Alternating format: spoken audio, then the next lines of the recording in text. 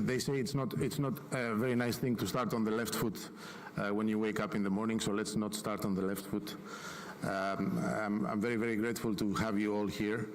But before saying anything further, I would like to kindly ask you for a moment of silence in the memory of the innocent victims of this horrible tragedy in Israel.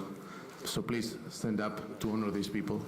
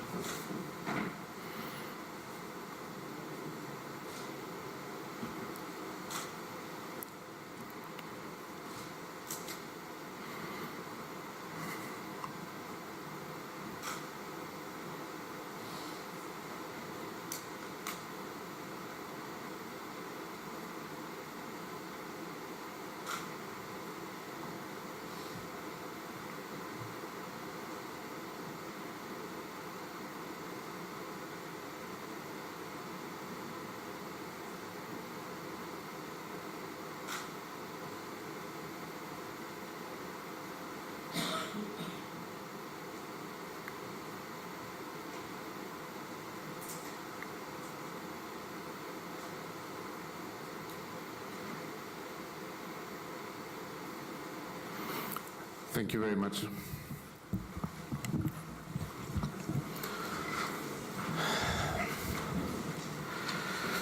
So it's never easy to start any event like this, especially when we have such an unfolding tragedy in the past few days, a tragedy which affected the lives of thousands of innocent people in Israel and beyond Israel, and the lives of people, of Jewish people and non-Jewish people in Europe and in the world as well. I have to be very honest with you, and that will be a very short opening. We were thinking as EJA not to hold this conference in the beginning when this happened.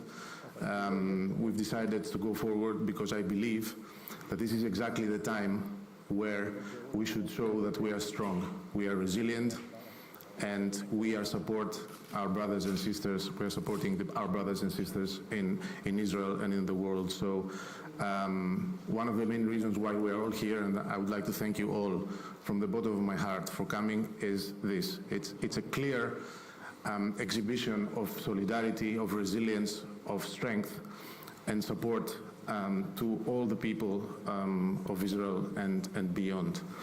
Having said that, it is also very clear that this happens to be the first important European meeting where so many important people, politicians, ambassadors, academia, decision makers, relevant stakeholders are gathering after the attack of Hamas in the south of Israel.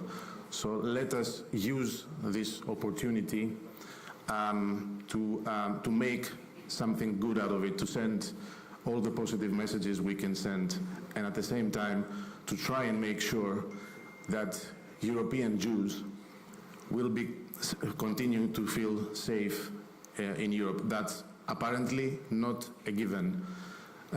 It's apparently it is inconceivable that in 2023, almost 2024, we are listening to voices. I don't even want to repeat what was happening over the past few days in Europe against these innocent victims, against Jews. We should really take action and stop this.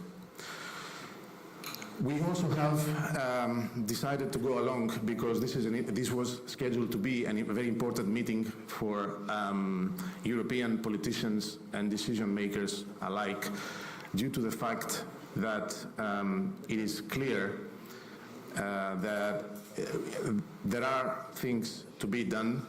The tragedy in Israel highlighted that in the most horrible way. It is clear that we need to take action. Words are far more not enough anymore.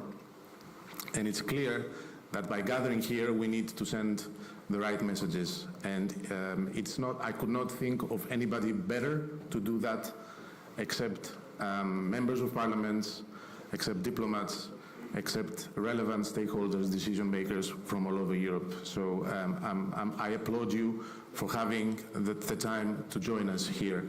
We also need to find out why Croatia and the region were selected for this conference. It's not something that we usually do.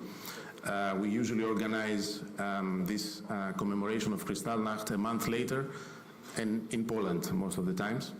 We decided to come to Croatia to highlight a couple of things. First, that this region, the country and this region, unlike what many believe about the region and about the country, is way ahead than many developed Western European democracies when it comes to anti-Semitism. And we're going to try and highlight this in the best possible way during this conference and during our visit to the memorial site of the concentration camp Jasenovac tomorrow morning. The second reason is, of course, equally clear. No matter how many positive steps have been taken, it remains clear, without question, that a lot more needs to be done. And the simple visit to a concentration camp that has nothing to do with other concentration camps in Europe, has nothing to do with Auschwitz, has nothing to do with Bergen-Belsen, with Mauthausen, with Dachau. It has nothing to do even with Terezin, where we have been last January. A visit to a concentration camp that looks almost doomed to oblivion, and nobody knows if it will be there after, I don't know, 30, 40 years, will highlight exactly that the battle to not forget the Holocaust is way not over. We need to fight this battle every single day.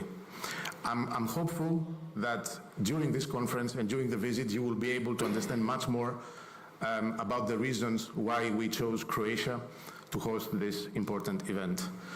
Having said that, and having in mind also what I said in the very beginning, that we have to start on the right foot instead of the left one, I am kindly asking His Excellency, the Ambassador of the State of Israel to Croatia, Mr. Koren, to join me on the floor and share with you a few thoughts about this event and beyond.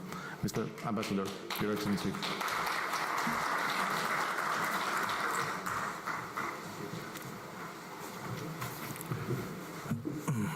Dear friends, ladies and gentlemen, thank you for coming. I'm sure that some of you, most of you maybe, considered whether it will be wise to come to this moment, at this moment, to Zagreb to have this conference. And we consulted a few of our colleagues. It was obvious that this conference is needed more than ever. So again, thank you very much for being with us. Thank you very much for choosing Zagreb, Croatia. Let me say a few words. They, I think, reflect the messages of the Israeli government, and not only about the situation, about the war. So I'll do some official things that's probably expected of diplomats. Dear ladies and gentlemen, Honorable former President Kolinda Grabar-Kitarovic, I think she's already here, not sure. Honorable Deputy Mayor of Zagreb, Luka Kolait, my dear friend Professor Dragan Primorac, European Jewish Association Managing Director Yolis Papadakis, Mr. Volkovic, honorable guests who traveled from abroad. I'm glad to see also, of course, very much members of Sabor, the Croatian Parliament, and members of some other European parliaments. I had the opportunity to chat only with the Greeks, our dear friends. I believe there are some others. Thank you very much for arriving. First of all, I would like to congratulate everyone at this conference, and especially the organizers, the European Jewish Association, Rabbi Margolin, and Chief Executive Officer Papadakis. Special thanks to my friend here in Zagreb, Rabbi Pinchas Zaklas, and his wife Rezi, who built a warm home here in Zagreb, a home that is open to all. Thank you for inviting me to take place in this conference, and I wish you fruitful proceedings. Tomorrow, a planned visit to the commemorative site of the horrible Jasenovac concentration camp preserves the tradition of EJA's yearly delegations to Auschwitz. Ladies and gentlemen, we are gathered here in Zagreb, one of the European capitals, to an important reason: to discuss and to share insights and experience on combating modern anti-Semitism. However, a war rages in my country, the State of Israel, a war that, as you know, was waged upon us by the Palestinian terrorist organization Hamas. Hamas is ISIS.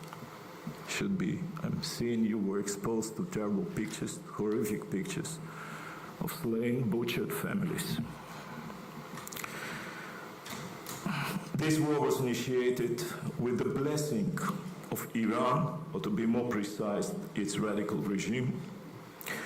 As Iran is openly calling for destruction of Israel, its proxy Hamas has the hatred for the Jewish state and the Jewish people very much embedded in its organizational DNA, in its hateful ideology, and its barbaric terrorist acts. As we mourn our dead and worry for the hostages in the hands of Hamas, I see this conference not only as an important event to deal with one of the oldest scourges of humanity, anti-Semitism, but also an opportunity to show solidarity with the Israeli people and State of Israel, and as a follow-up to that, an opportunity for your personal involvement in engaging non-Jewish friends of Israel in Europe and elsewhere to stand with Israel in this dire time and to support its right to self-defense. Israel has no choice but to win and to destroy Hamas, to obliterate Hamas' capacity to attack us again. If to make a few observations regarding the topic of the conference, one should remind that when we speak about different sources of anti-Semitism in Europe, the most recent one comes, unfortunately, from the part of the radicals that claim to represent Islam. ISIS was the major inspiration in the execution of murderous attacks against the Jewish communities. Many places in Europe, we can remember, of course, France, Belgium, and elsewhere. But so is also Hamas, its ideology, unfortunately, embedded deeply among many migrants from the Middle East and Northern Africa who arrived to Europe and even farther. So please be vigilant, as the sad experience shows the war can also reach the Jewish communities all over the world. I'm sure that the local authorities are aware of this renewed danger and will be interested to ensure the security and well-being of the communities. The war against Hamas, similar to other past crisis events, also opens the door to violent outbreaks and anti-Semitic incidents of various kinds around the world. On social networks, there are expressions of support and joy for the atrocities. Can you believe it? And conspiracy theories with delusional accusations toward the State of Israel. ADL monitoring shows that expressions of hatred and calls for violence against Jews and against Israel are on the channels of Telegram and other social networks. And they are used by extremist elements. And there is an sharp increase since the beginning of the war. What starts online, as you know, usually doesn't stop there and often gets a violent expression in the physical reality, as we saw recently in London, New York, Sydney, Miami, and in Europe. This is what we are up against. This is what we fight. Dear friends, I have also a message here to our friends in Croatia. First of all, thank you for your support of Israel. Thank you indeed. Secondly, Croatia is presiding over EJA. I'm sure you know what EJA stands for.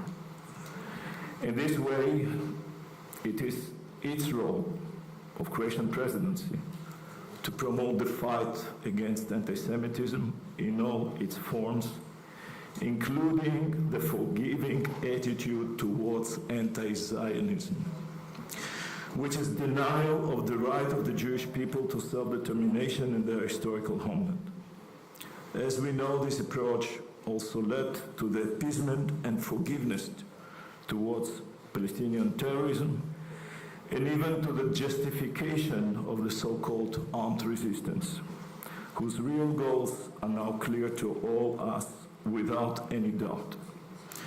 Once again, I really hope that all the friends of Israel in Europe, including Croatia, will follow the only correct path that has been created now when Hamas has shown everyone its true evil face.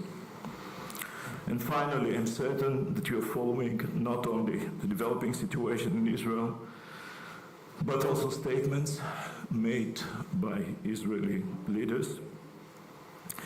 We know this is the darkest of times. We know that there is no way to describe the pain our nation is feeling. Eventually, even it will take a long time, Israel will prevail over the terrorists of Hamas. We are greatly thankful to President of the United States. I'm sure that most of you have seen his statement. Very clear message to those who will try to interfere. We're speaking about Iran, Hezbollah, and others. The nation of Israel lives. We will persevere. We will not be broken. We have no choice but to win. Am Yisrael Chai. Thank you.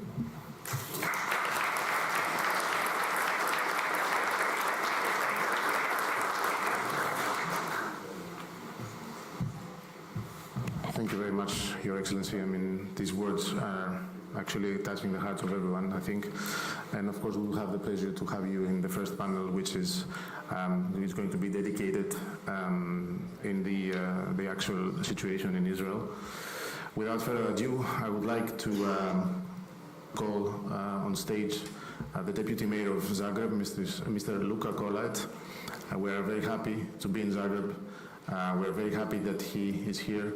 So please, Mr. Vice Mayor, the floor is yours.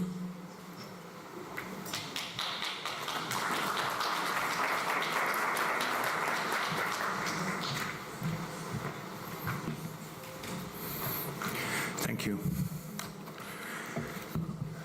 Dear ladies and gentlemen, distinguished guests, dear Mr. Ambassador, at the beginning, let me use the opportunity to convey warm greetings from the Mayor, Tomislav Tomašević, and the entire city administration on this occasion of the European Jewish Association Holocaust Remembrance delegation to Zagreb and Jasenovac. Mayor couldn't be here since he's at the conference in Budapest, but he's coming back today and he will probably join us tonight at the concert. I feel gratitude for being invited here and for being able to take part at this conference. And at the very beginning, I would like to express my deepest condolences for the people of Israel, for the victims and their families regarding the last course of events and the atrocities committed. We strongly condemn the attacks of Hamas, and we were the first parliamentary party who did this, who condemned these attacks. We as a city authority are doing everything we can in order to promote friendship and bonds with the Jewish community of Zagreb. We support your programs and activities and help your visibility, so to say. I personally attend all the events that you organize, and I always feel more than welcome. There are several important steps that we as a city made in regard of this visibility, as I said. One of the most important was the final unveiling of the Holocaust Victims Memorial last year. It is located right next to the main railway station, and it's a very decent and moving sign of the events that took place in Zagreb during the World War II and the Ustaša regime. I'd like to announce another very important action that the Jewish community of Zagreb undertook in close coordination with the city authority. And it's a process of designing and building the new synagogue at the place of the old one that was also torn down during the Ustaša regime. It's not going to be just a synagogue, it's going to be a cultural and social center of the city. And I myself, as a deputy mayor, am very, very happy to see how this process will go on. And I will do everything I can in order to help you on that path. Finally, I wish you a pleasant stay in Zagreb, and I wish you a fruitful conference. Thank you.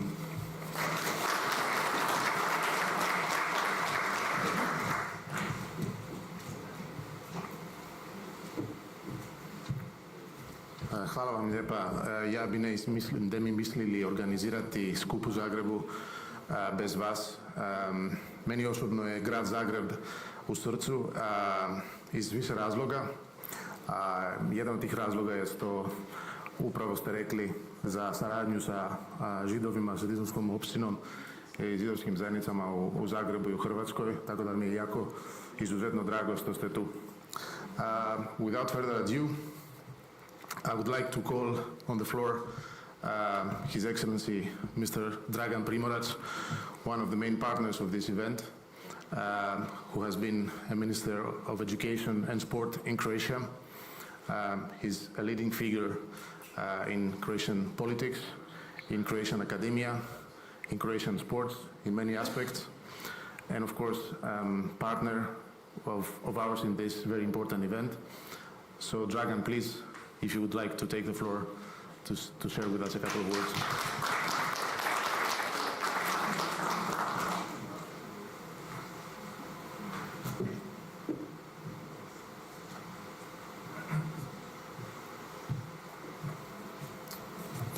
Dear friends, first I would like to welcome you and all my friends from European Jewish Association. Thank you, Rabbi Jakobs. I know that Chairman Mergi is coming a little bit later on, and Managing Director Yorgos Papadakis, thank you for outstanding work, thank you for collaboration, thank you for your heart, thank you for your vision, and thank you for fulfilling everything that you promised. We need leaders and people like you. At the same time, I am honored to have with us today outstanding man, dear friend, who is doing remarkable things for Croatia and Israel, Ambassador Koren. We're almost like a family. We are coordinating so many activities with Croatian Israeli Business Club, and thank you, Gary, for everything what you're doing for our relationship. Indeed, I'm representing today Croatian Israeli Business Club, and our president, Professor Misoni, is with us. And I'm very honored and happy to introduce you to a few gentlemen who are coming as a very special guest. One of those is a dear friend, Ari Mittelman, who is coming from the United States of America. She just came for this event. He's the author of the fantastic book, Part of the Righteousness, that he's going to discuss later on. Ari, thank you so much for coming. Indeed, Moti Giladi, Idan, and quite a few friends from Israel that came and they are today on behalf of Croatian Israeli Business Club. Very happy to see dear friend Rabbi Pini Zaklas and many of you, including Rector Ljutic, political leaders, Vice Mayor, and so on. In my opinion, European Jewish Association is doing marvelous things in bringing and revealing the truth, fostering Jewish life in Europe, developing the knowledge of eradication, hate, and the stereotypes, fighting anti-Semitism, and opening doors for true friends. And that's exactly what we are looking for. As a minister on the early I would say 2008, 2009, I had great honor to introduce in the Croatian curriculum learning about anti-Semitism. I was leading the first delegation of Croatian professors to go and visit Yad Vashem. And today I'm very proud to tell you that what Croatia is doing is actually putting Croatia and Israel in the closest possible relationship. And I can witness you from a recent statement from Prime Minister Netanyahu, who is a very close friend in my meeting with President Herzog. Today we are facing a very difficult situation. And please let me briefly tell you how I define the evil. So evil involves the intentional infliction of harm.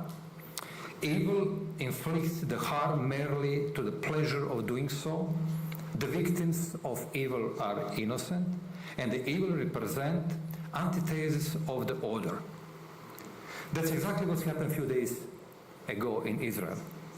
President Biden, in yesterday's speech on this terroristic horrible attack, make very clear statement. We are talking about sheer evil. That's what all of us agree today. Croatian people are deeply in touch with Israel, and Croatia stays shoulder by shoulder with our brothers from Israel and sisters. But there's one message I would like to deliver to you. Israel cannot say, ah et ha Satan. I don't have any doubt that it will happen. I established Croatian-Israeli Club with the president of my mentor, President Perez, in 2010 during his visit to Croatia.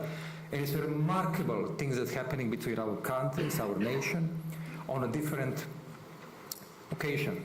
We have so many meetings, and so far more than 4,000 people attended our events on economy, on the science, and just a few days ahead of us, Rector Ljutic, who is rector of the Split University, which is doing remarkable things, actually starting one of the first program bringing Israeli and Croatian professors. He's going to visit Israel. So thank you so much, Professor, for all your efforts. Many months ago, when we started collaboration with Croatian Israel Business Club, with the embassy of the Israel in Zagreb, we planned the event that we are going to have tonight. It's going to be very unique to see 2,000 people waving with Croatian and Israeli flags with a very strong message. Evil will not prevail. I wish you a very pleasant stay in Croatia, and God bless Croatia and Israel. Thank you so much.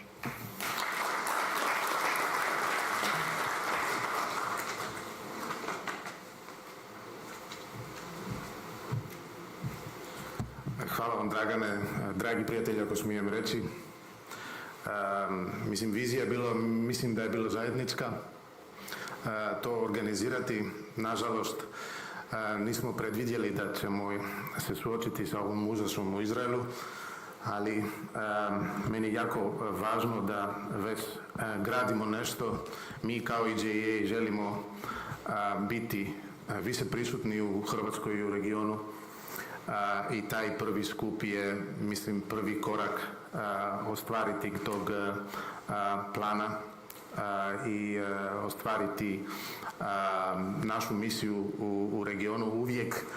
Uvijek ovdje bilo nama drago doći iz razloga koji ćemo razgovarati malo dalje, ali to sad nismo uspjeli. Nikad nije bila regija prioriteta za EJA iz više razloga. To pokušamo promijeniti uz vašu pomoć. Hvala vam. Speaking about partners, this conference would not be possible without the generous support in various levels of the World Zionist Organization. Unfortunately, the representative of WZO, Mrs. Raheli Barac-Rix, had to stay in Israel because of the situation there. She could not make it to Zagreb. She has been present in previous events of EJA. We have a long-term standing relation with the World Zionist Organization. We are really hopeful that this will continue. She sent us a short video message from Tel Aviv So I would like really to listen to this carefully, especially because she sends some very, very important messages. If we are ready to show the video message, please. Dear ambassadors, dear guests, I was supposed to be with you today in this important conference. But unfortunately, in the past several nights, I sleep with my kids in a bomb shelter. And in this case, I think it's much more important for me to stay with them. Israel is under attack. And it's not just a phrase. This is our reality right now. I'm not live close to the Gaza borders. I live in the center of Israel. But do you know what does it mean? It's exactly 1 hour by driving from my house to the Gaza Strip. But it's exactly 1 minute to run to the bomb shelter when there is an alarm. This conference is about fighting anti-Semitism, and they killed in a massive massacre young children, young Jewish children, only because they are Jews. 260 young adults that went for a party were murdered in the party. 110 out of 800 citizens of Kibbutz Be'eri were slaughtered and burned alive in their houses. They moved from door to door and brutally killed young, innocent children, mothers, elders, and then they abusing their bodies and put it on the social media. Maybe the number of thousands, 1,000 murder is not means a lot to you, but comparing to our population, it's like saying that in the 9/11 attack, 25,000 people were killed. Every one of us knows someone who got killed. Close neighbor, relative, friend, fathers. This barbarian action is only caused by murderous racism, and this has a name: anti-Semitism. The ideology that's growing and spreadly openly, and we have seen it receiving practical expression in unhumanity activities without any distinction or justification. The Hamas is acting exactly like the ISIS, Daesh, and we must not let it any legitimate. By daily basis, my department is dealing with combating anti-Semitism. But right now, we fight for the narrative, so the whole world will know.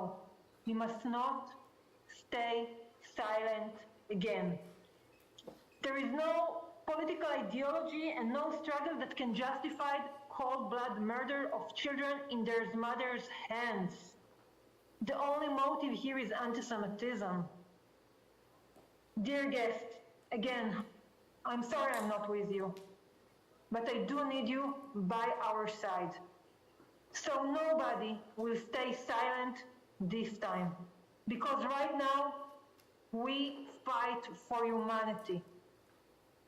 Israel will stay strong. Israel will win.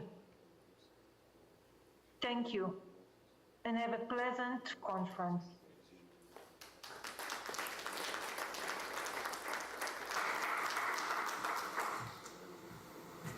Yeah, I think we all agree about what we all just heard.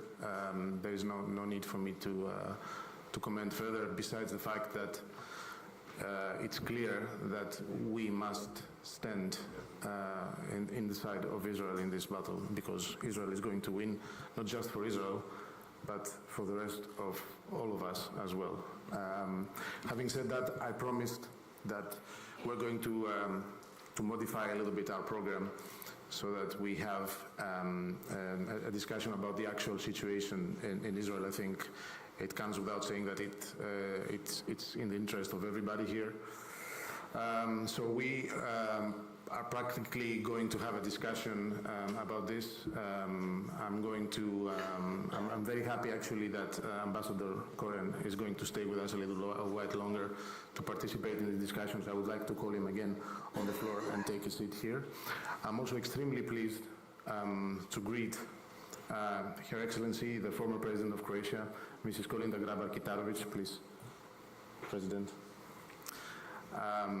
We will have also in the same panel Mr. Rémi Rebirot, the Secretary of the French Assembly. Mr. Rebirot. And we will also have a very dear person to most of us here, Professor Dr. Ivo Goldstein, former diplomat and one of the I would say one of the more keen experts when it comes to Judaism, to Jewish issues in Croatia, in the region, in Europe. He's also with us. So, Professor, thank you very much for coming. And the discussion is going to be moderated by the EJA Southeast Coordinator, Mr. Romano Bolkovic, whom I would like to call also on the floor. And we will have also a special guest from Israel, but I will tell you more about that in a while. So please, this is the first panel of the day. Romano, the floor is yours.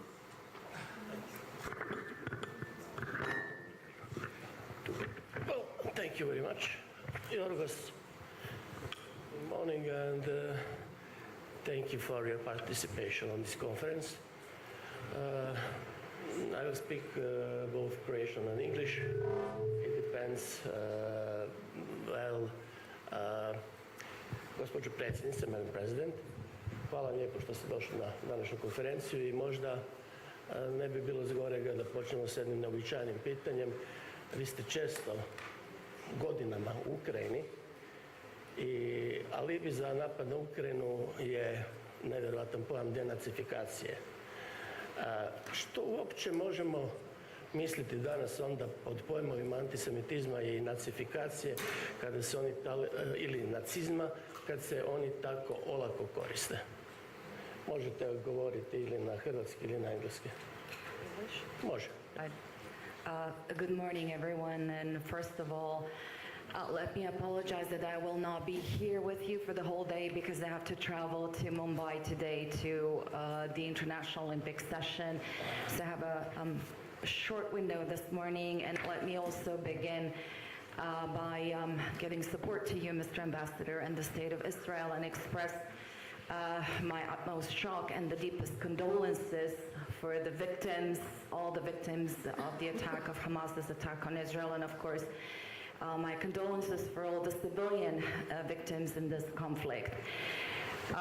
To me, this is something that did come as a surprise, and I think to the rest of the world community it was a shock. A lot of people have been started to call this war, this attack, as Israel's September 11.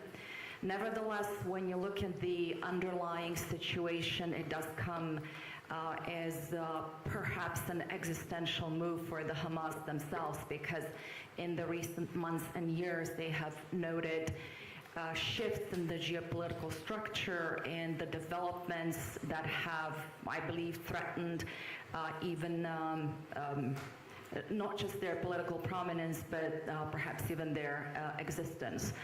With the economic and political situation, with the fact that Israel was well on the way of establishing relations with other Muslim countries, in particular in the Gulf, with the fact that the normalization of relations between Saudi and Israel was also on the way, with the good offices of the United States. So thinking about the repercussions of this attack over the weekend, certainly it will have geopolitical consequences in the Gulf and elsewhere, and shifting political alliances, which will in turn affect anti-Semitism around the world, I'm afraid to say so. If you look at the situation in Ukraine, and I travel there, as you said, Romano, quite often, and I talk to people, of course I'm not privy to every information. And yes, unfortunately, in every country of the world, we do see xenophobia and anti-Semitism. However, the levels that I have seen in Ukraine are no different from any other of our countries or from the EU. So anti-Semitism in that context, or denazification, as it was called by Russia, was taken as an excuse. It has been part of the disinformation campaign in order to justify the unprovoked attack on Ukraine, the aggression against Ukraine, and occupation of its territory. And what is worse, killing civilians, destroying civilian infrastructure, and basically employing scorched earth strategy, what we see with Hamas's attacks on Israel in the past few days as well. So the issue was that the denazification was taken as an excuse for a country that claimed World War II to be its greatest war and its greatest success, to mobilize internal population, but it has also affected the international community, and it has shifted focus from what is actually happening against Jewish communities and the Jewish population around the world to the propaganda that was pushed again to justify as one of the biggest justifications for the war in Ukraine. Thank you very much. Mr. Ambassador, Your Excellency, where do we go from here after all those horrible scenes and these tragic events in your country, in Israel? Again? Where do we go from here now after all those terrible things? Thank you, Roman. There is no straightforward answer for that, but I would like, first of all, again, to thank the organizers of this conference and to thank Madam former President for good and warm words, and just to inform you that she visited Israel a few times, official visit, and also she participated in an important international conference in Yad Vashem. Well, as I mentioned in my opening statement, we have no choice. We cannot afford to Hamas recuperate. It's not just another round of violence that it was called in before. We cannot be expected to restrain ourselves. We understand we don't want to create humanitarian disaster, but if you want to blame someone, don't blame us. Blame Hamas. Again, as it was stressed a few times, Hamas is ISIS. They're not representing all Palestinians, but unfortunately, Palestinians paying the price. Hamas was elected when Israel left Gaza. And our so-called moderate Palestinians, if there will be free elections in Palestine, Hamas will come to power. You have to realize it's a radical, murderous movement. On one side, it is a branch of Muslim Brotherhood, and we know what happened in Egypt 10 years ago when they came to power. On the other hand, they were funded generously by Iran, and they were trained by Hezbollah, and they were receiving weaponry, sophisticated weaponry, mostly from Iran, by different ways. Doesn't matter right now. Doesn't matter right now that there was a surprise. It doesn't matter right now there was maybe a failure on our side to protect our people, the citizens of Israel, kibbutzim, moshavim, towns, and what we call Otef, Aza, this narrow strip close to the Gaza Strip. It's quite heavily populated, actually. Agricultural settlements, most of all. So there will be a campaign. There is a war they wanted, war they got.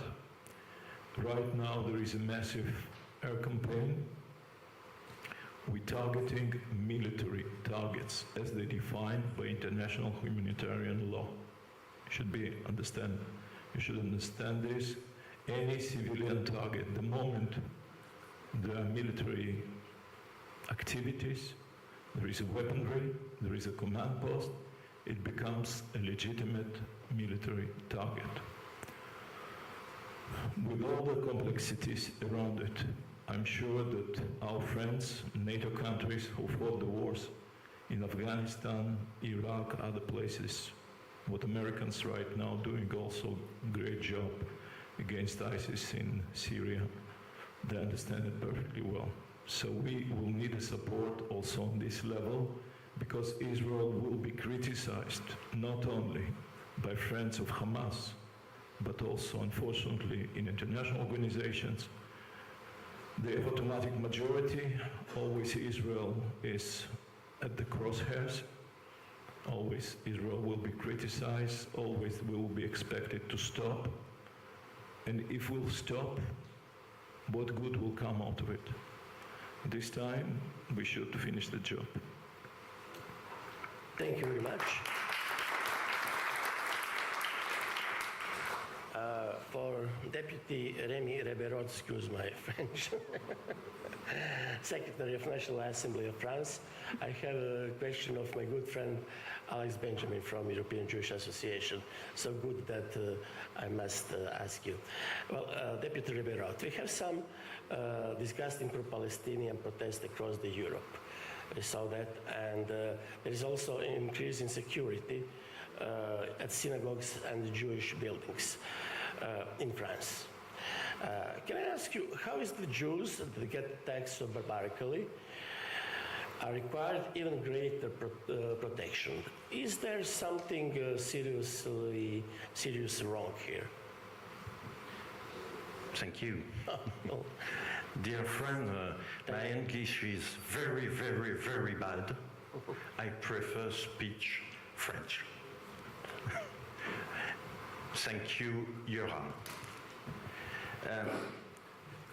Je voudrais d'abord vous dire le soutien du peuple français, du gouvernement, d'une grande majorité des élus au peuple israélien dans les souffrances qui sont aujourd'hui les siennes et la condamnation absolue du terrorisme islamique qu'est le Hamas. Je voudrais vous dire vraiment nos condoléances et notre amitié et vous dire aussi que les enfants d'Israël sont nos enfants. So I would like to say the absolutely support of the French government, the French deputy for Israel. Our condolences and our thoughts are with the kids of Israel. J'aurais voulu vous dire que tous les élus français sont sur cette ligne, mais ce n'est pas le cas, et ça rejoint notre sujet. L'extrême gauche en France, M. Mélenchon, la France insoumise, est pour le moins sur des positions ambiguës, je dirais pour le moins. And I would like to say that all the MPs in France are thinking the same, but unfortunately, that's not the case. For example, we're going to talk about the far extreme left movement in France. For example, like Mélenchon. So this is what we're going to see next. Il faut vous dire qu'aujourd'hui, 9 étudiants sur 10 en France de confession juive se disent avoir été victimes d'actes antisémites. Alors ça va de remarques douteuses à de véritables agressions pour 7% d'entre eux, ce qui est quand même extrêmement préoccupant. Here's some facts about anti-Semitism. 9 Jewish students out of 10 faced anti-Semitism during their studies, whether it's jokes about the Shoah, hate speech for 45% of physical attack. Ils associent 63% de ces actes à l'extrême droite, au relent traditionnel d'extrême droite, mais aujourd'hui, 83% de ces actes, ils les associent à l'extrême gauche, tant l'islamo-gauchisme est présent dans l'université française aujourd'hui. It comes at 63% from the extreme right wing, but also from the extreme left wing for 83%. Bien sûr, il y a des actes encore plus larges que l'université, même si à l'université, la ministre, aujourd'hui, a dû rappeler, la ministre de l'Enseignement supérieur, a dû rappeler aux responsables d'université la nécessité de faire remonter tous les actes et de prendre des sanctions extrêmement fortes. So of course there are some problems at the universities, at colleges, but now the minister is really willing to know about all these kind of acts. Il y a régulièrement des inscriptions de symboles nazis dans des cimetières, sur des immeubles, et puis il y a les crimes que je ne rappellerai pas, mais qui ont marqué l'actualité récente de notre pays depuis 2012. There are more and more Nazi signs on buildings, at colleges, and let me remind you all the attacks and crimes that happened in France these past years. On estime qu'en France, en 2022, l'an passé, 262 actes antisémites ont été commis sur des personnes, petits ou actes plus importants. We can say that 222 anti-Semitism acts happened in France in the past months. Vous comprenez pourquoi le ministre de l'Intérieur, dès dimanche, a pris la décision de protéger tous les lieux, synagogues bien sûr, mais tous les lieux où il pouvait y avoir un risque pour la communauté juive.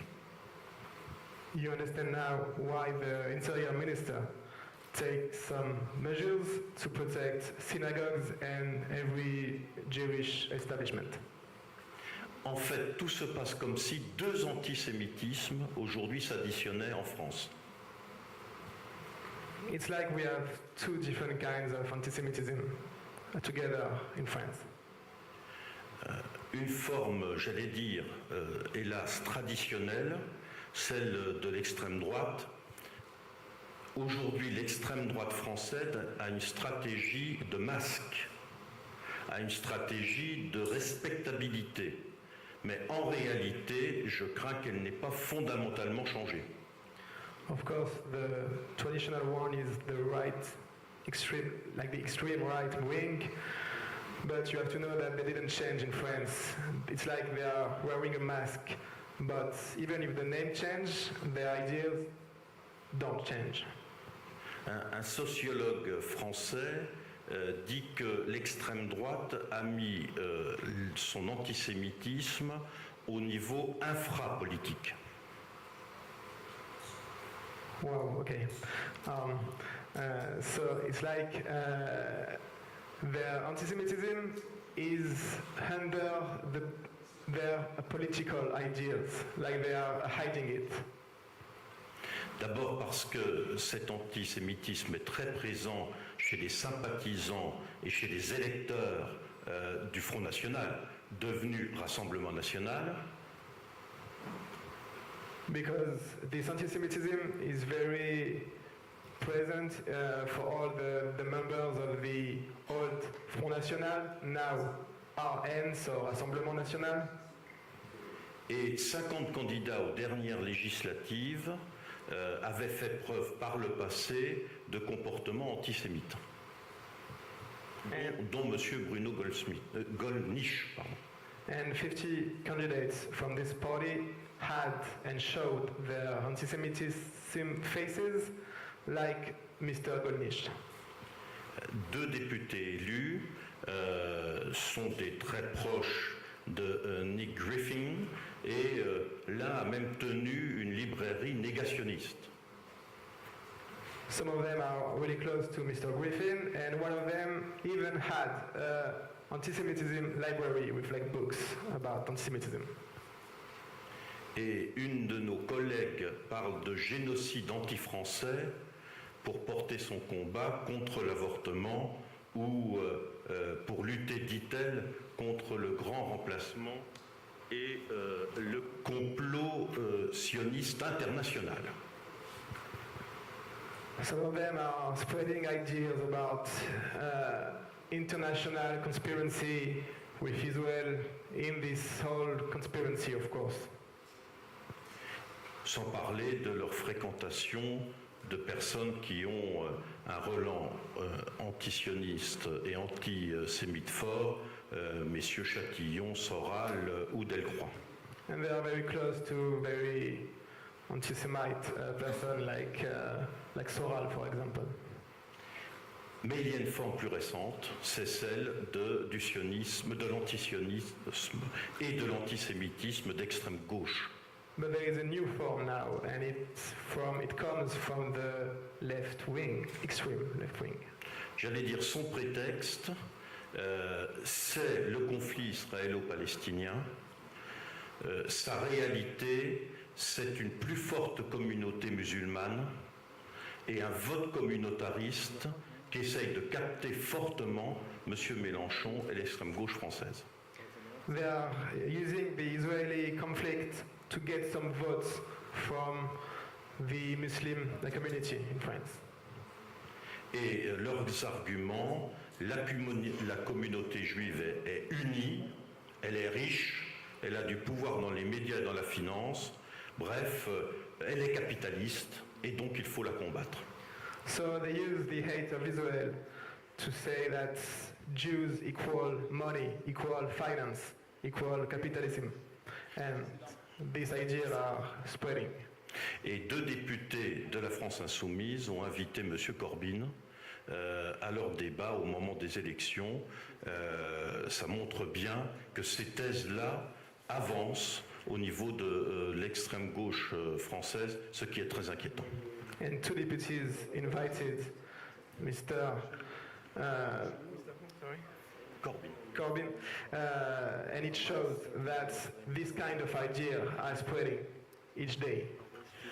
Your Excellency, thank you very much, merci beaucoup.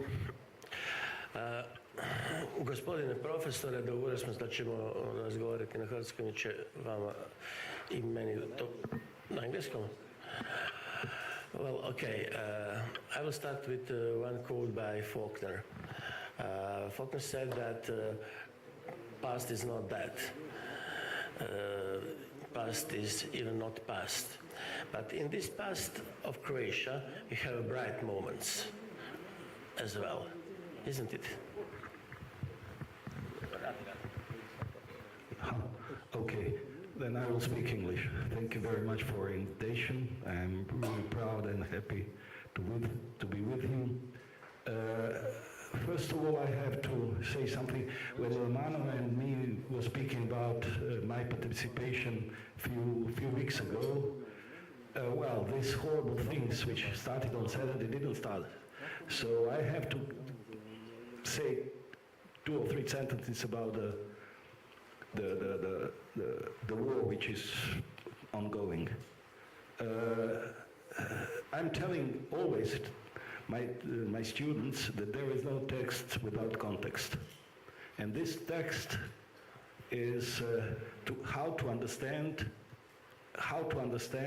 what is happening, because many people on the street here and there are asking me, give me just a general information of what is going on to understand in, let's say, 30 minutes or 1 minute or 2 minutes or so. And I'm saying, well, this are only 3 possible participants who are responsible for this, what is happening in Israel. And the first one is Hamas, the second one is Hamas, and the third one is Hamas. Of course, I'm neglecting for the moment some other participants which Mr. Ambassador mentioned, but Hamas is a criminal organization, and we have to start and to finish with it, with that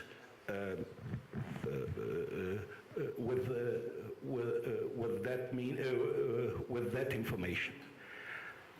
So everything what is going on or will go on in next few days or weeks or even months will be linked or understood by the history and present situation in Hamas and around Hamas.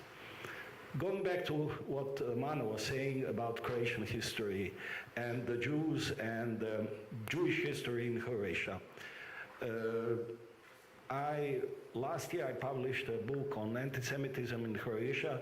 Of course, it's a huge one, and nobody can or nobody should hire these bad and ugly events which happened with the destiny of the Jews throughout history of Croatia, particularly the Holocaust, which happened in the Ustasha, so-called independent state of Croatia.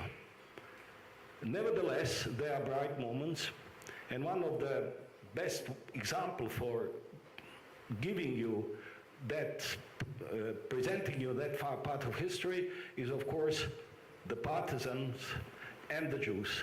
Because the Jews, 5,000 Jews from Croatia and Bosnia and Herzegovina, and some of them from Serbia as well, but mostly from Croatia and Bosnia and Herzegovina, succeeded to join the partisan units in 41, then in 42, 43, and that's how they survived. 5,000 Jews survived till the end of the war on liberated territories, out of 9,000 who survived at all.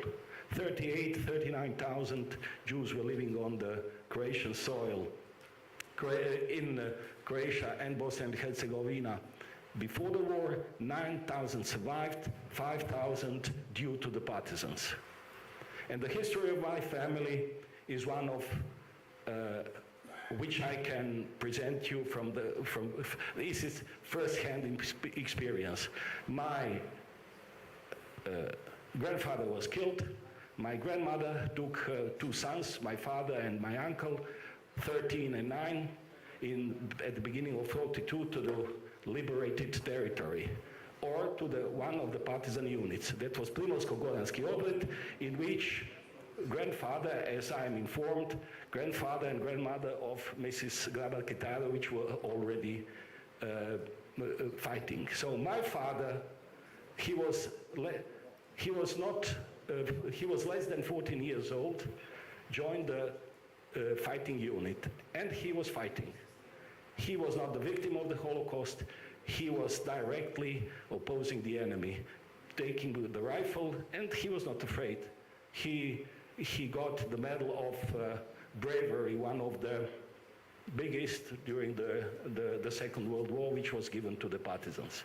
So this is something which shows that the history is neither black nor white. One of the best examples is this one. Thank you very much. Thank you very much. Okay, I will ask Mr. Koren, His Excellency. Mr. Ambassador, Mr. Koren, is there any possible solution for this problem with not just Hamas and Hezbollah and the problem in Israel, but the problem not just on Middle East, but this deep problem with all this area in which, well, I understand this problem as a kind of metonymia for, international relations.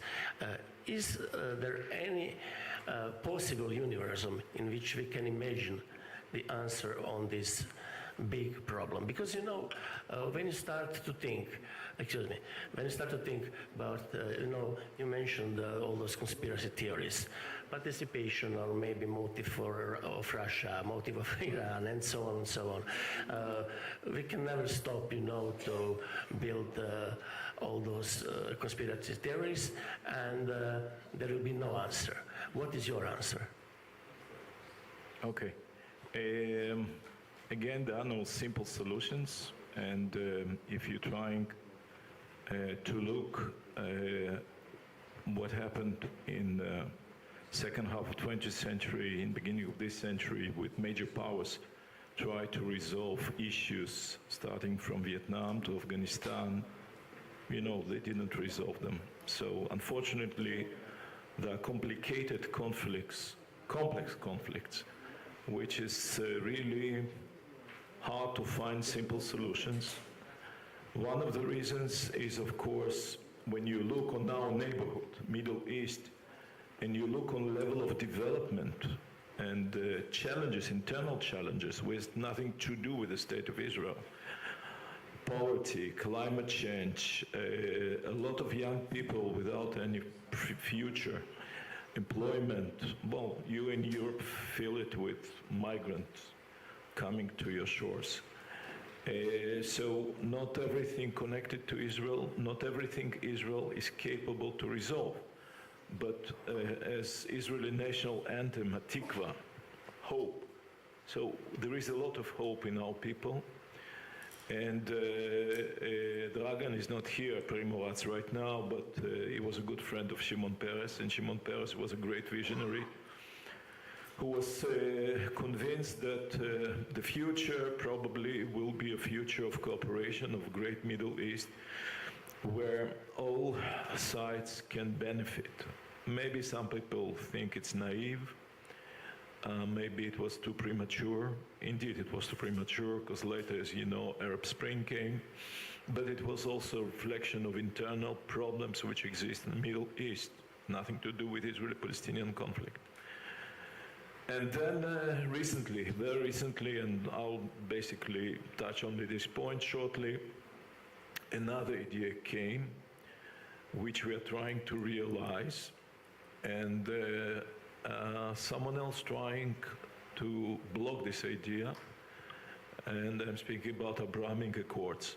So the effort of Abrahamic Accords, it exactly touches this point. We have to create a different scenario, optimistic scenario, to show that Israelis, Jews, and Arabs can cooperate. Okay, so we're very much thankful to leadership of the United States in this case and support of Europe, including of Croatia, of course, is the fact that this framework was built recently, 3 years ago, with quite modest but strong participation. I'm speaking about our cooperation with the United Arab Emirates, with Kingdom of Bahrain, Kingdom of Morocco, and of course, we cannot forget also the peace agreements that we have with Egypt and Jordan. As imperfect they are, they're definitely the best we can get. If it will be possible, and I believe that the situation right now, the war against Hamas, and any attempts to use this war in order to stop this process of rapprochement between Israel and Saudi, Kingdom of Saudis, I think this is the answer. So if you would like to see some kind of hope for the world, for the stability, for creation of jobs, creation of stronger economy, cooperation in science, cooperation of environment, you know, Dubai will host COP28, Conference of the Parties, a major world conference how to deal with the climate change. And again, because of the war, we cannot prejudge, predict what may happen, but we have intention to be a very strong participant there. And Israel has a lot to offer to our neighbors in the field of water management, combating desertification, modern technologies, public health, things like that. And some of our neighbors realize this. Some of our neighbors realized a long time ago the problem is not the conflict with the Palestinians, but rather the threats that are coming from Iran. I'll stop here because you know quite a lot. Of course, we can continue sometimes on your program on TV. Thank you very much. Madam President, one of your many activities, between many activities, is a sport. And well, you are a member of high international body, and we have very nasty examples on one very, very cruel practice in sports today. A few months ago, or a few weeks, I don't know, but this year, for Israeli sportsmen, was not allowed. They are not allowed to take participation in one. I don't know where was it. In Indonesia. We will continue to make long story short with this practice of dividing the world. On this example. Thank you, Romano. And indeed, before when we talk about today's conference and the panel, we could not foresee the events that would happen over the weekend. So in a way, the whole discussion today has been wandering a little bit to and fro. But as I said, I'm just on my way to the IOC session in Mumbai. And for about 10 days, so even before Hamas's attacks on Israel over the weekend, we were preparing a strong statement against any countries banning athletes from participation in international sports events on their territory for political reasons, and having in mind precisely the fact that Israeli athletes have been denied recently access to international competitions. Now, looking at the situation today, I just would like to pick up on a couple of points that Professor Goldstein and the ambassador have said. Of course, Hamas is not Palestine and should not be confused with Palestine. But what I'm afraid of is that the public perception in much of the world will be so. And everybody has to be careful in their classification of the attacks and Hamas as a terrorist organization and what they have been doing in order not to provoke further anti-Semitic sentiments.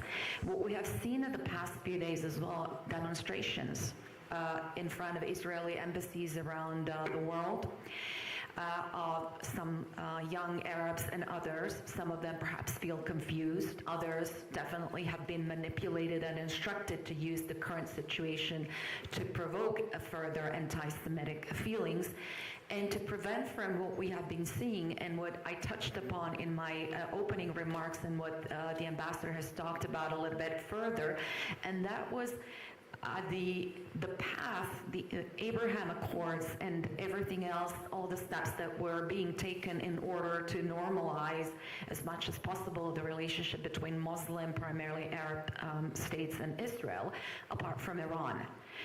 So what will be, Iran has already given very strong statements that are absolutely outrageous when it comes to their supporting Hamas's attacks. It remains to be seen whether it was just Hamas or whether there were third parties involved. But those statements are absolutely dangerous. And just as, again, putting Hamas and Palestinians on an equal footing. So there will be weeks and months ahead of us where we'll a lot of explaining to do. And now what will happen in Israel? Of course, this is, I mentioned it was an existential threat for Hamas because they denied the Holocaust, they denied the right of Israel and the Israeli nation to exist, to have their own state. And everything was leading towards more and more countries accepting the fact of existence of Israel, of the state of Israel. This has, however, in a way become an existential threat for Israel as well, because the brutality attacks that we have seen, especially against civilians, the massacring of the dead bodies, the raping of women, is something unparalleled to what we have seen in recent years, and that will provoke outrage. Of course, national security will become priority number one in Israel, and you already see, and it's to me, it was truly amazing to see how many young Israelis have responded around the world to the call to go and defend their own country. So this will be the priority number one, and Prime Minister Netanyahu has already said that he will not stop until he has, or Israel has destroyed the last remnants of Hamas. I don't know whether that will be possible in the near future. There will be resistance, there will be aid to Hamas, but that is the ultimate goal. So in my opinion, the situation, the war will continue. We're perhaps looking at a long-term situation. And in the meantime, we do have to take care that we keep not just neutrality of sports and allow for that to be an arena where people can come together and try to find some kind of a dialogue that is not possible elsewhere. But really to be very careful when we explain the situation in Israel to the rest of the world, and to do as much damage control and as much of that influencing the public in our own countries in order not to provoke sentiments that could backfire in terms of attacks on individual people or entire communities. Thank you. Thank you very much.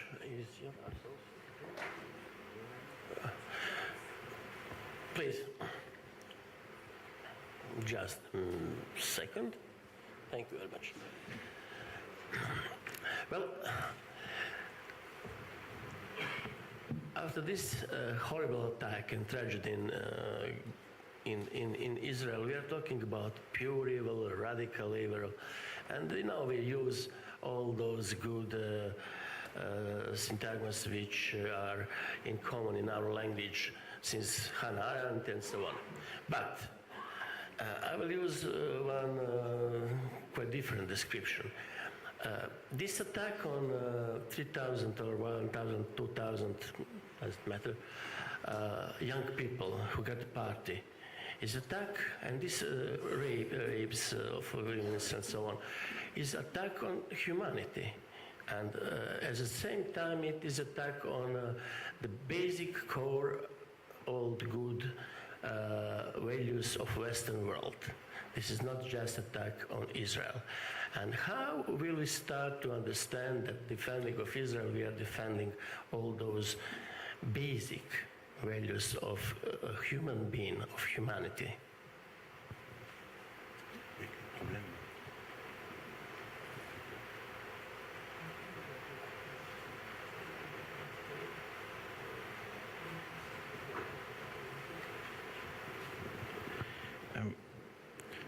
C'est sans doute pour cela qu'une écrasante majorité des Français sont choqués par la position prise par l'extrême gauche. This is why the majority of French are shocked with the positions of the extreme left wing right now. Comment on ne peut pas condamner des atrocités, la barbarie, d'où qu'elles viennent, et encore plus d'un terrorisme que nous avons subi en France, et il y a quand même peu d'années. How can we not condemn atrocity knowing what France have been through these past years? Beaucoup de Français ne comprennent pas, et heureusement, ne comprennent pas que l'on puisse avoir une attitude, j'allais dire, incompréhensible face à un tel choc, face à de telles atteintes contre l'humanité. A lot of French just don't understand how we can keep silent knowing what happened in Israel. Et comme vous l'avez dit, le Hamas, ce n'est pas le peuple palestinien. C'est un mouvement qui d'ailleurs, je le crois, pèse fortement, de manière épouvantable, sur le peuple palestinien lui-même. Like you just said, Hamas isn't the Palestinian people. C'est pour ça qu'on est tous abasourdis par certaines positions prises en France au nom de cet antisionisme et au nom de cet antisémitisme. Il y a une haine d'Israël qui visiblement sert un discours politique. This is why we are all shocked with the position of the far left wing. And I think there is a position which has a goal, and this goal is political for the extreme left wing. Que voulez-vous que je vous dise de plus? Nous avons été très choqués qu'il n'y ait pas une unanimité qui s'exprime face à une telle violence, à une telle barbarie. Et comme vous l'avez dit, nous sommes obligés de protéger aujourd'hui des lieux fréquentés par la communauté juive et de mettre des moyens importants pour les protéger et d'être très vigilants. Mais Élise vous parlera du plan qui a été mis en place par le gouvernement pour lutter contre l'antisémitisme, plan qui monte en puissance, mieux qualifier les faits, les sanctionner beaucoup plus fortement, et puis toute la dimension éducative. Nous nous sommes sans doute à certains moments couvert les yeux pour ne pas voir. Il faut maintenant voir les choses en face, éduquer, emmener sur les lieux du souvenir et accélérer un travail fort de lutte contre cet antisémitisme et ce qui aurait tendance à devenir une expression politique parmi d'autres, ce qui est parfaitement inacceptable. What can I say? We are all shocked that some deputies kept silent about what happened in Israel. But we are now very careful. The government protected the Jewish establishment, the synagogues, and Elise will talk later about the main role of education in France and how it's important to visit remembrance places. And education has a major role to play to fight against anti-Semitism. Thank you very much. A question for Professor Goldstein.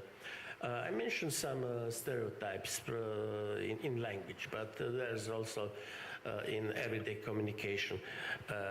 Is it possible that we finally understand each other? It is possible. I don't know whether we should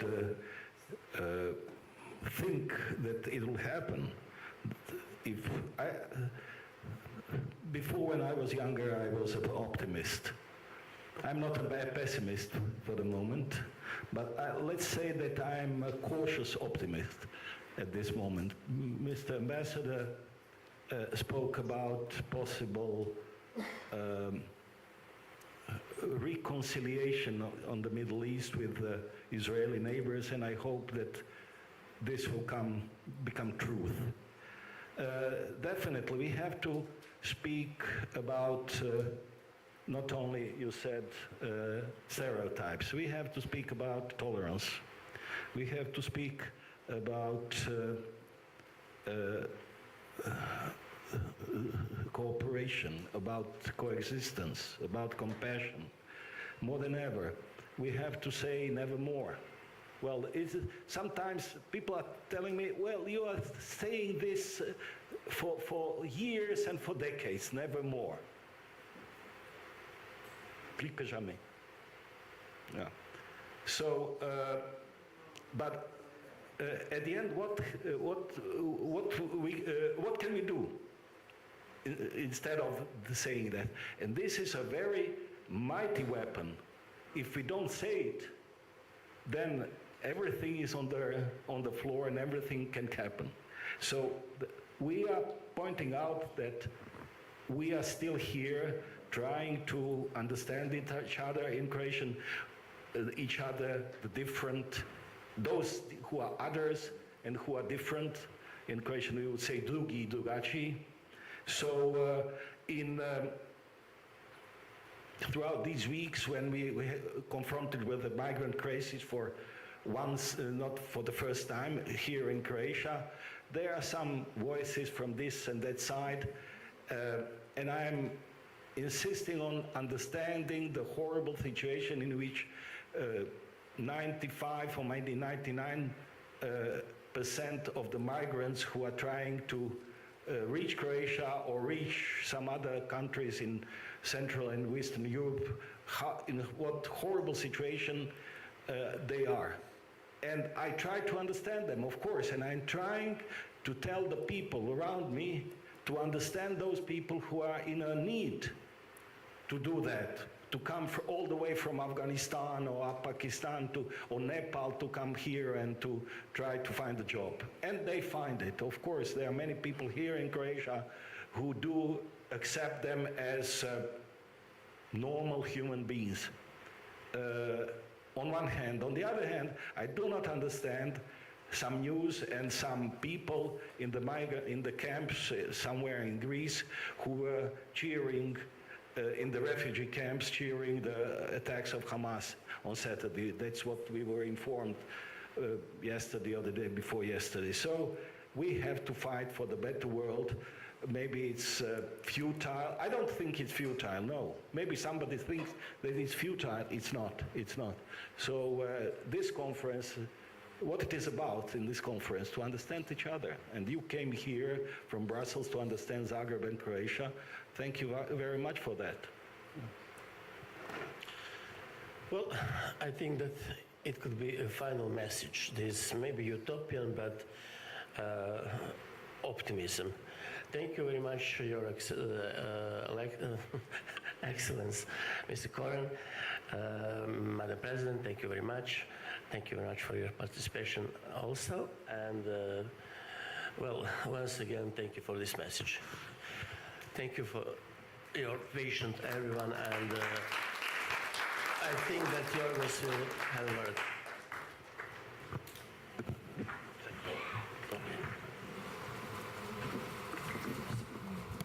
Thank you very much.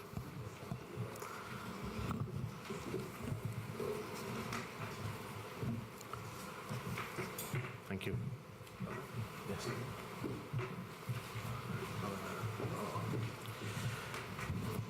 Ladies and gentlemen, I remember that I mentioned something that could happen about a special guest from Israel.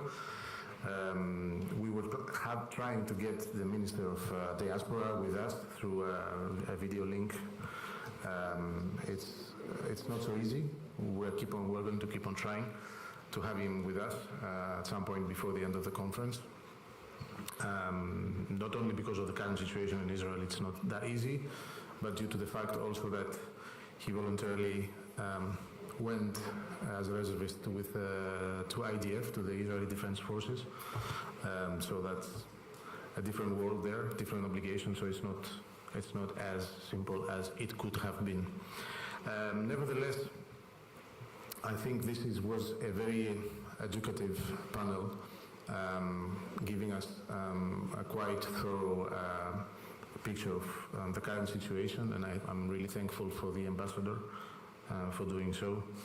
On the other hand, if you allow me, I would like to point out a couple of things as a conclusion before moving to the actual working part of our conference. For us at EJA, it is vital that the decision makers in Europe condemn what happened in Israel, and not just in words, but also in deeds.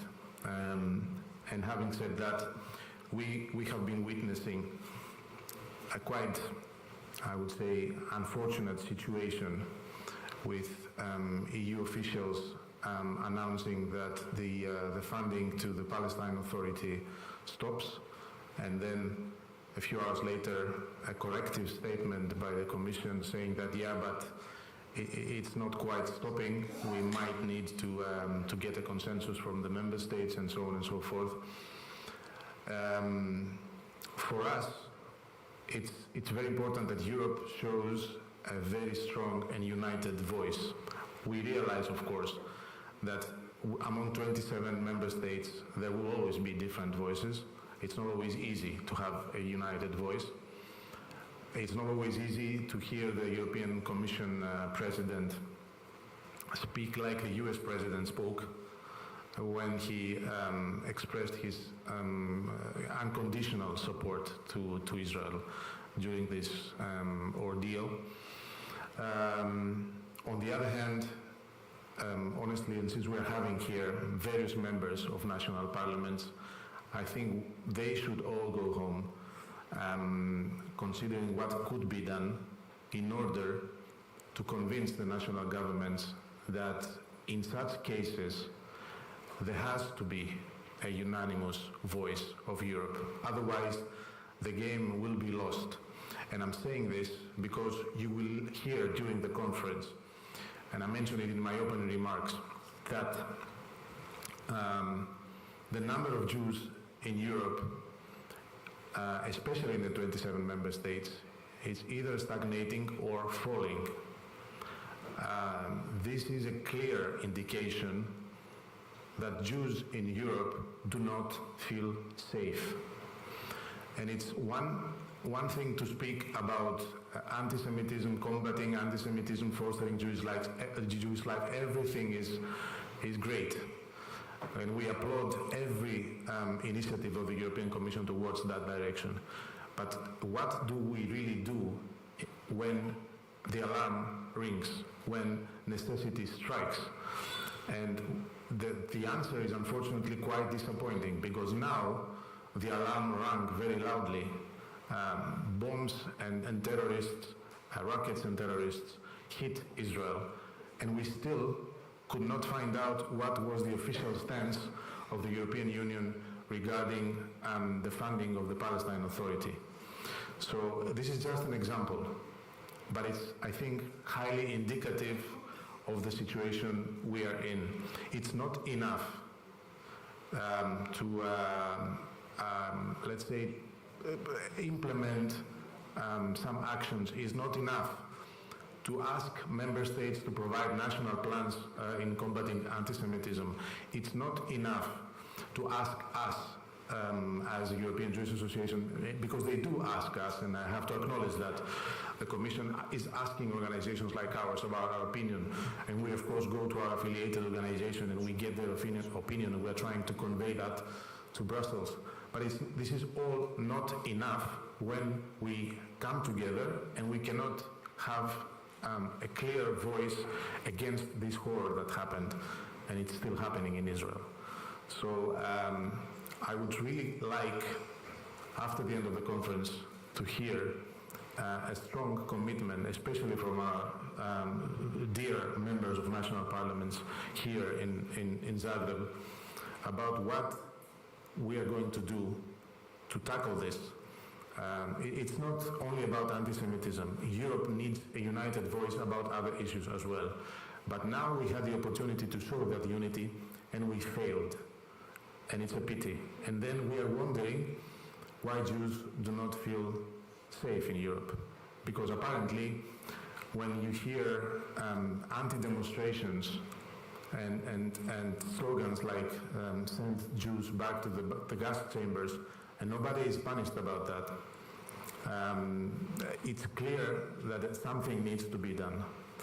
And that's why, in concluding this, it is really very, very pleasant to be here, because unlike other, so-called advanced European member states, Croatia, and I'm sure that this can be verified also by a lot of you who went out in the streets of Zagreb the past few days, has always been very hospitable to Jews. People were seeing our guests walking around the streets of Zagreb, greeting them and expressing their sympathy. This is not self-evident. This is not a given. It is not happening in other parts of Europe, or at least to that extent. So we have to greet that, and we have to ask ourselves why this is not happening in a wider scale, and why, when the opposite happens, when hate speech strikes after such a tragedy, why we don't take the adequate measures to tackle it. I don't want to keep you much longer.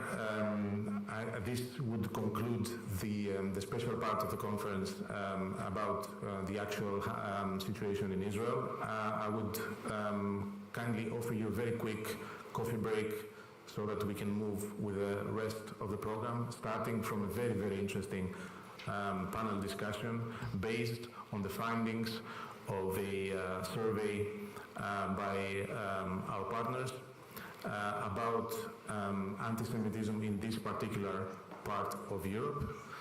And then we'll have hopefully interesting panel discussion with three members of national parliaments from Greece, Serbia, and Bulgaria, exactly about what needs to be done in deeds and not just in words. So please feel free to enjoy a really short 10-minute coffee break, and we'll resume immediately after that with the panel. Thank you.